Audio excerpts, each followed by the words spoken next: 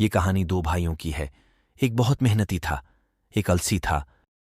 मोनू हर रोज सुबह सवेरे खेतों की तरफ चला जाता है। मोनू सारा दिन खेत में काम करता रहता है।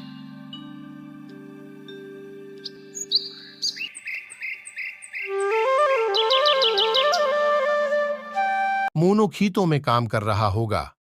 अब मैं भी खेतों में जाऊंगा। वहां जाके दरख्त के नीचे बैठकर आराम करूंगा। मोनू तो सारा सारा दिन खेतों में काम करता रहता है, पर मुझसे काम नहीं होता।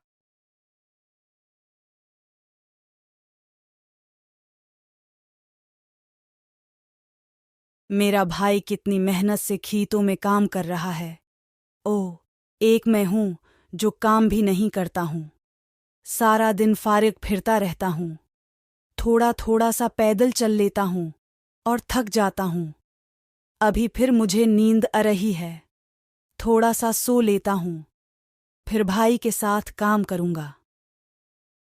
अभी अभी तो भाई खेत में गया है और उते ही एक दिन शहजादा जंगल से शिकार करके वापस आ रहा होता है। वो देखता है कि खेतों में सिर्फ मोनू काम कर रहा है और सोनू सोया हुआ है। वो सोचता है, ऐसा पहले शहजादा बादशाह को सारी बात बता देता है। बादशाह इन दोनों को दोनों भाई आपस में बातें करते हैं। मोनू बोलता है कि बादशाह की सिपाही घर हुए थे। बादशाह ने उन्हें याद किया है। खेतों के काम के बारे में बात करनी है। दोनों बादशाह के पास उते हैं। बादशाह कहता है, मोनू सुनो, तुम लोग खेतों में सही काम नहीं करते हो।